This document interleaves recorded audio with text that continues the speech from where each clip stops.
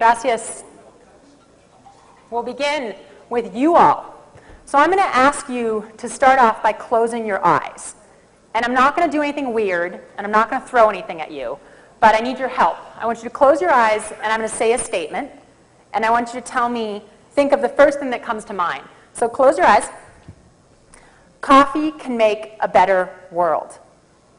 Open your eyes. Who wants to share the thought that they had that first crossed their mind?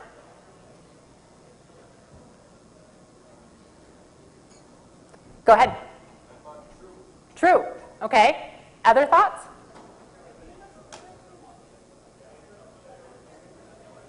You guys are caffeinated. I know you have things in you.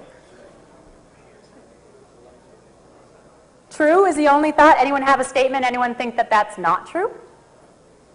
All right, you all, go ahead, yes? Lifting people from poverty. Lifting people from poverty? Thank you. So some people say true, lifting from poverty. There's a lot there. We're going to take the conversation deeper. And to do that, we're going to speak today about one country in the Horn of Africa, Ethiopia. And Ethiopia is a country that I've come to fall in love with.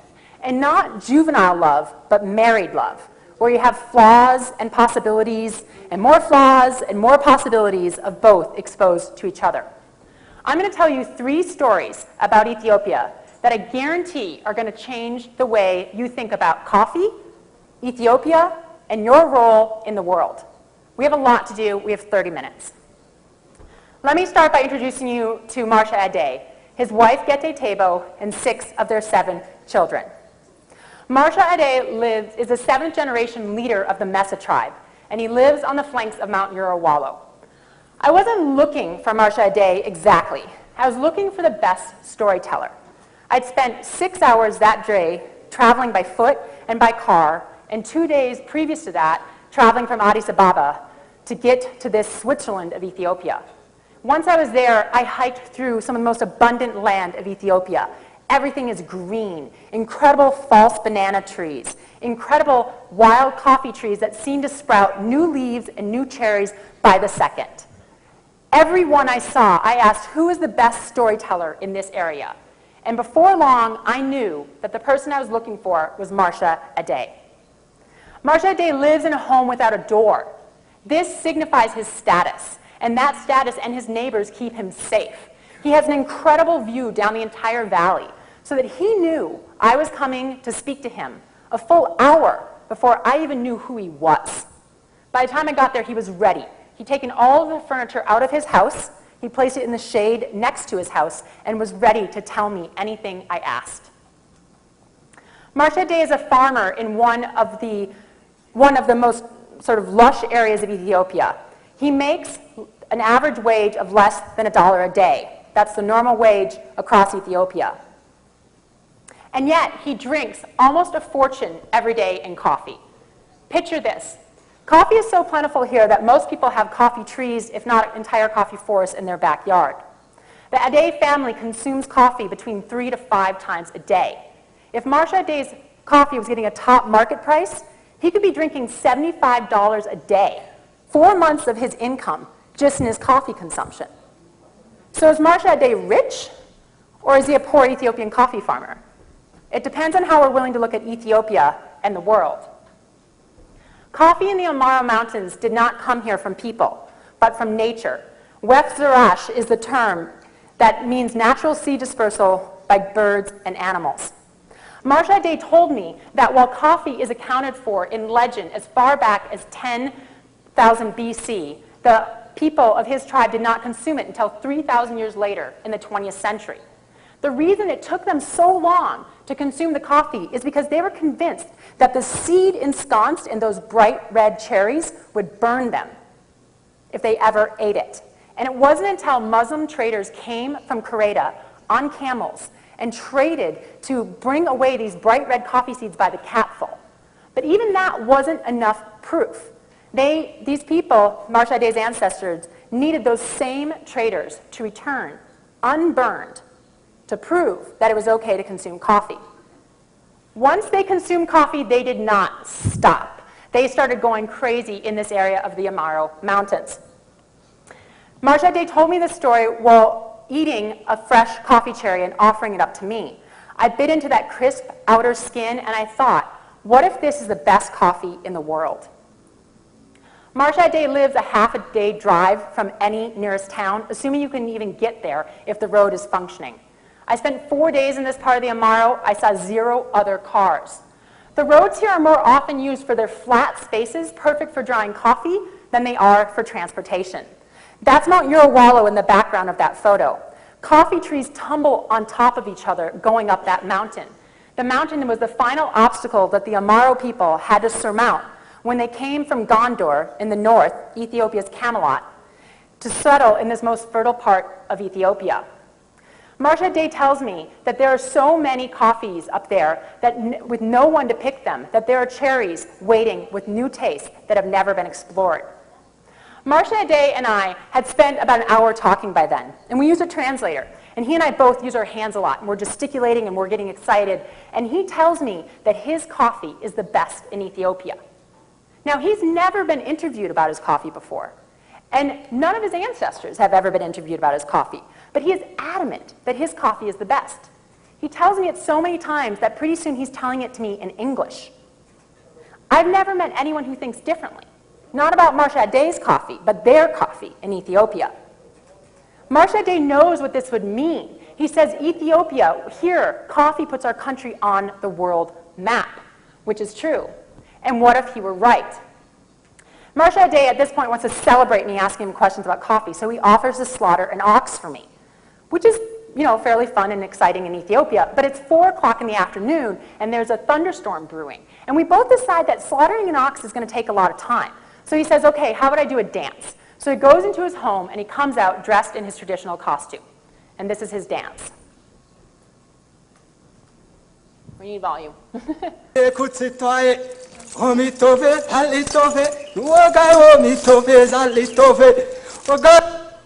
This is the pre-coffee dance. Imagine it post-coffee. Marcia Day invited me into his home to find out. Inside the earthen chamber, Gete Tebo, his wife, was hard at work roasting the beans. She took several handfuls, put them over a flat pan on charcoal. Suddenly, this earthen chamber is filled with the smell of roasting coffee. Once it's done, she puts it into a mortar and pestle, and as she grinds it, she throws myrrh on the charcoal. So suddenly you have that sweet smell. The thunder starts booming out to the east. My stomach is rumbling. What if this is the best coffee in the world? After Gete Tebo grinds the coffee, she pours it into a jabana, a thick belly and thin net pot, and she puts water in it and puts it on the charcoal to boil. I'm ready. I have so much anticipation at this point, but then suddenly there's a thunderclap, and at the same moment, lightning fills the inside of his home, bright, and then everything goes dark. I take another breath, and then I run as fast as I can to escape a flash flood. I never had that coffee. 70% of the land in Ethiopia lies between 2,000 and 8,000 feet in elevation. This is lush, fertile, volcanic soil, perfect for growing coffee. The images that we're used to seeing of Ethiopia, dry, barren, desert, that's only a third of Ethiopia, and even less. This is the land where humanity began 4 billion years ago. And if you listen to legend, coffee came right after that. And in fact, it showed up in the 6th century. There are 10,000 different types of coffee in Ethiopia. That's a number that the specialty coffee industry likes to use. That means that there are that many tastes, that many unique expressions of coffee. It's the birthplace of coffee Arabica, which accounts for around 60% of the world's consumption. Coffee Arabica is this horrible misnomer because the Arabs were the first to cultivate coffee. Ethiopians would love to get that name back, but in the meantime, they have the coffee. And it grows wild in this 1.1 million square kilometer country, twice the size of France or Texas, depending on your preferred reference point. Think of that. In this area, 10,000 different types of coffee, and so much of it is still unpicked. So many of these tastes are yet to be discovered, and it's lying in waiting. It's an incredible opportunity. It might be considered a tragedy. Imagine if we started talking about coffee the way we talk about a chateau of French wine. I'm preaching to the choir here. This is the coffee industry. You all agree with me on that. But my question to you is, let's not talk about just the impact on coffee. Let's talk about the impact on Ethiopia if we start doing this. Financially speaking, small lot coffee processing and differentiation has an ability to change Ethiopia. If Marsha Aday's coffee is amazing and he and every Ethiopian coffee farmer gets an additional 10 cents per cup, we're talking $60 million of annual income skyrocketing in Ethiopia. This is the 8th poorest country in the world. It has the richest supply of one of the globe's richest crops. That's amazing when you step back and you think about it. How can coffee help change Ethiopia? I don't think we should all just give more money to Ethiopian coffee because we think it's a good idea. I think we should give more to reward the best product. I'm not at all for 10 cents to every farmer. I want to have a conversation that says 10, 20, 30, $1 for the best product. Again, that's something that the specialty coffee industry has been leading the way in. But I think what we can do is start talking about it in a way that ties everything more closely to culture. And that's what I'm going to ask you all to start doing today. As David said earlier, 3 billion cups of coffee or portions are consumed every day in the world. What if all of those, because they're all mostly genetically tied to Ethiopia, what if they all were an opportunity to go one step further and change the effect of this? Drought, famine, and poverty. Those are the descriptions that always come up about Ethiopia. The coffee industry knows a different side of Ethiopia. Last year, my book, Coffee Story, came out in August. And right then, there was a huge famine and food shortage eclipsing the Horn of Africa. Everywhere I went in the world to talk about my book, on big screens and small screens, there's images of devastation, of death, of drought. And here I am sharing a story of possibility and abundance and green landscape. And I realized that to really tell this story, I was going to have to put these things together, that I didn't want to tell the story of one without the other. I was able to share stories like this one. Picture this. You live in the land that is the birthplace of coffee. This is a land where the Ark of the Covenant theoretically is. But your God tells you that you're not allowed to drink coffee. This is Gebru. Gebru told me that when he was a child, he was told if he drank coffee, he would not make it to paradise. Proof came in the following story. When Jesus was killed, the world went into mourning. Rivers dry, wind silent. All of the trees and shrubs shed everything living and were dormant, except for coffee. Coffee kept its bright green glossy leaves, its bright red cherries, and it even sprouted new seeds. Coffee, as Gebru said, was the only plant that didn't cry for Jesus. Gebru told me the story while we were drinking coffee. And the irony was not lost on either of us, because by the time he was 40, he gave up that concept and started drinking coffee that was from his birthplace. He thinks he has pretty good chances of paradise, last I checked in on him. But he has moved on to drinking the coffee. Coffee is culture in Ethiopia, and you don't get that far in culture without starting to talk about religion. The way Ethiopia has 80 languages, over 200 dialects, and the majority of them use some version of the word buna for coffee. But the way buna is used is endlessly different in this country. I like to say that if you flew over Ethiopia and you took, 300 pieces of paper and you dropped them down over Ethiopia, wherever they landed, there would be 300 unique coffee stories. There would be 3,000. There would be 3 million unique coffee stories. This kid right here, who's wearing his homework as a hat, depending on where he lives in Ethiopia, he might be forbidden from drinking coffee until he's 21, when he's supposed to marry, or he might be allowed to drink the strongest coffee ever and get married when he's 13. It all depends on where you are and who you are. And it's all authentically Ethiopia. I spent the majority of last year touring the US and North America and speaking to the public, like not the coffee industry, about drought and possibility, pairing famine with abundance. And whenever I did it, I would meet Ethiopians along the way. I am not an Ethiopian, as I've explained to several of you that I've met thus far, okay? I grew up in Minnesota, pretty white girl from like the northern part of the US. But suddenly, I'm the person up here telling the Ethiopian coffee story. And when I meet Ethiopians, they want to tell me more stories. And they want to hear these stories that I've captured that they've never heard. And somewhere in every conversation I've had with an Ethiopian about this book, they ask me, is your story about my country good or bad? And I tell them the honest truth, that I'm trying to tell a thicker story about Ethiopia with coffee. But I need your help to do that. My relationship with coffee started, ironically, simply, because coffee is a thing that reminds me to be complicated and go thicker. And my affiliation started because I got a free latte at my then hometown in Boulder, Colorado. And I don't drink lattes because I'm lactose intolerant, but there's a really handsome man who's serving these lattes. So I thought, that seems like a pretty good idea. And I went over there and I had my free coffee and I sat down and I started eavesdropping on the conversation that the people who ran this coffee shop were having. It turns out they were going to Ethiopia to search for the genetic root of a rare coffee that got $150 a pound. That's all it took. I stood up, I introduced myself, and I asked them if they needed a journalist. 3 months later, I was in Ethiopia. When I showed up in Ethiopia, I realized I understood 0.003% maximum about the coffee industry.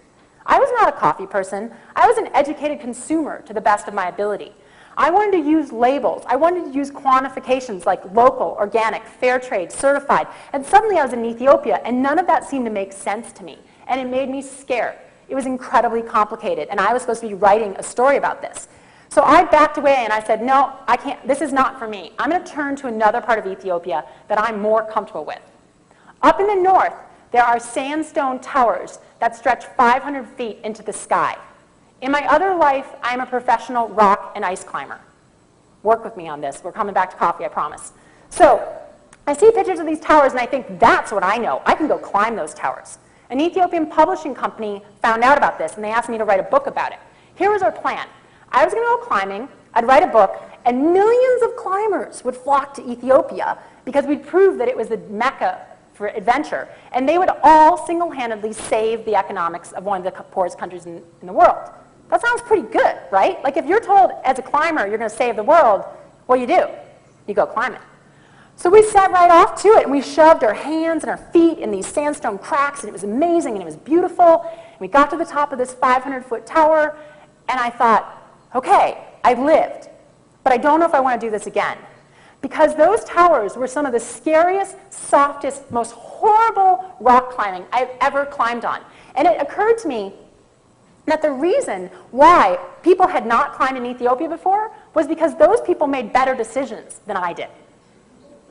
So here I am, and I'm supposed to write this book about the adventure and the glory of Ethiopia. And I come down. This is the tower that, oh, I don't know, this doesn't work. Anyway, one of those towers is the towers that we climbed. And here is a 13-year-old girl with her 4-month-old baby on her back. Just down the road, there's a primary school with some of the most cutting-edge educational reforms in the world. So how was I going to tell the story of all those things? You can't tell a story of the adventure potential without addressing maternal health care, without addressing what's happening in development in Ethiopia. So in order for me to move forward, I was going to have to get real comfortable with being in the middle, that place where some things make sense and some things never do, and I was going to have to kind of get squishy in there with it. Back then, I didn't think I'd spend a lot more time in Ethiopia. But what happened is that my book came out, and I toured around with it, and I gave speech after speech. And I'd always mention in that speech that coffee brought me first to Ethiopia. And 100% of the time, people came up to me afterwards and they said, what about the coffee? Is there more? So I learned 2 things really quickly. 1, people like coffee. Seems pretty obvious to this group. 2, I realized that Ethiopia has a powerful hold on the global imagination. People came to listen to me speak who had nothing to do with Ethiopia, had nothing to do with adventure. They just thought, this is a place I want to care about. And in some ways, we've been taught as a global community to care about Ethiopia. This is because of the Oxmanite Emperor. It's because of Haile Selassie. It's because of the famine in the 80s. We're the World, Live Aid. It's because what happens today in Ethiopia, where it's the largest recipient in sub-Saharan Africa of aid money. It has the strongest potential to be on the progressive side of what sustainable development looks like in our world. So if all of these things are true, if people like coffee, and if Ethiopia has this global hold over our consciousness, then what if we can go one step further with it and have it remind us to be in that middle place as global citizens and kind of be uncomfortable? So how many people in this room have kids? Raise your hand. All right, does anyone have a kid who's lost a tooth recently? Or if you're old, are you losing your teeth again? Does anyone, you know? So if someone has a kid who's lost their teeth recently, what does their kid say it feels like when they're wiggling their teeth? Speak up. Anyone? Rick, I might call on you. What does it feel like for your kids when they have loose teeth? Come on, help me out. Weird. Does it hurt? A little bit. Does it kind of feel good? It has that moment of like, oh, yeah, ouch, wait, I should keep doing that, right? I'm going to do it a little bit more. I talk a lot about mental tooth wiggling. It hurts, it feels good, we keep doing it. I think we can do that with the way that we see the world. And I think we can use coffee to get us there. Several hundred miles from where I was climbing, the story is told that Bishop Abuna Mariam settled on the Zege Peninsula on the shores of Lake Tana. This is close to the birthplace by volume of the Blue Nile. The land was stark, nothing was there, and all the inhabitants were looking at this bishop and saying, what the heck are we doing here? How are we going to survive? He said, don't worry about it, trust me. And he took his prayer stick and he broke it across his knee and he planted one of the pieces in the ground. And he broke it again and he planted the remaining 2 pieces. And he asked everyone to return the next day. The next day they showed up and 3 crops had sprung up where these prayer sticks were: coffee, hops, and lemon. The bishop made everyone promise that those would be the only crops they would ever grow on the Zege Peninsula. And to this day, 700 years later, they're still the only crops that are grown on the Zege Peninsula. And the people there transport these crops on papyrus boats in a 6 to 7 hour paddle across Lake Tana to bring it to market. These boats disappear within 3 weeks because they fall apart from the reeds, and then they rebuild them and carry those 3 key crops from the Zege Peninsula. Coffee origin stories abound in Ethiopia. How many people have heard of Kaldi? Kaldi is a pretty popular story. What's pretty interesting is that no matter, there's lots of variations. He's either a Christian or a Muslim. He's a delinquent. He's a monk. He's a scholar. He's a prankster. But usually what the deal is that he saw a bunch of goats having fun, and he thought, I want to have fun also. And he realized they were having fun because they were eating coffee. Then Kaldi kind of took coffee to the world. And in most stories, he's from the kingdom of Kaffa. Kaffa sounds a lot like the word coffee. So when Kaldi showed up and said, I'm from Kaffa, people thought he was saying, this is my product, and it's from Kaffa, and therefore called it coffee. It's a great story, right? In the 1900s, no one in Ethiopia was telling that story, but most of Europe was telling that story about the origins of coffee in Ethiopia. Paul Merab from the Republic of Georgia went to Ethiopia and couldn't find a single person telling that story. The word coffee actually comes from the Arabic word kawa, which is the word for a wine made from coffee. There's also a great story about Prophet Muhammad's grandchildren who were getting a bath from their mother. She took their bath water and she threw it out the window, and the next morning, coffee started in the world and sprung up from their bath water. That began the Muslim ritual of using coffee beans in ceremony, and that story dates back to the 7th century. There's another story of an ox who was olfactorily blessed, and everyone wanted to smell like this ox, and they realized the ox smelled so good because the ox was eating coffee. Throughout Ethiopia, coffee represents peace and transition. Most of Ethiopia consumes coffee in a 3-cup ritual. There are plenty of places where you can have espresso and fast cups. You can find espresso machines in Ethiopia hours away from any sort of central area, and that's because of the Italian occupation in the 40s. But to drink coffee in a true Ethiopian way is to go through a 3-stage ceremony, and it takes time. It takes sometimes 1 to 2 hours. Coffee can represent peace. It can broker a marriage. If you want to ask a woman to marry you, make sure you arrive during the first cup, because then in some parts of Ethiopia, you get the woman. And if you're a woman and you don't want to marry this one guy, then just don't let him show up during the first cup of coffee, because you can play the game as well. The second cup arrival, people are usually treated with suspicion. A third cup arrival means peace. So if I had stayed in the Amara Mountains and drank that coffee that Gete Table was preparing, I would have had the first cup. It would have been strong. And then she would have added more water to that jabana, and we would have had a second cup, and it would have been a little weaker. And a third cup, a little weaker still. Every time I go to Ethiopia, I have to relearn what it means to have a 3-cup conversation. This is not the way I speak this quickly in real life. So imagine me trying to slow down enough to sit around and start talking to people while we're consuming this 3-cup ritual. But coffee is an ever-deepening conversation in Ethiopia. This is a country that's 60% Christian and 40% Muslim and is largely harmonious. Now, can you say that's because of coffee?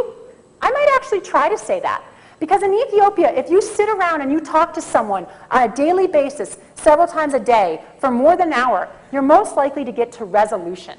And that's what Ethiopia does really well.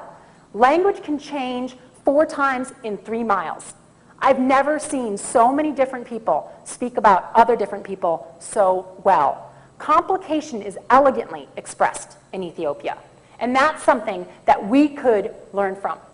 So what if we, as an industry, use coffee to remind us to celebrate that complexity?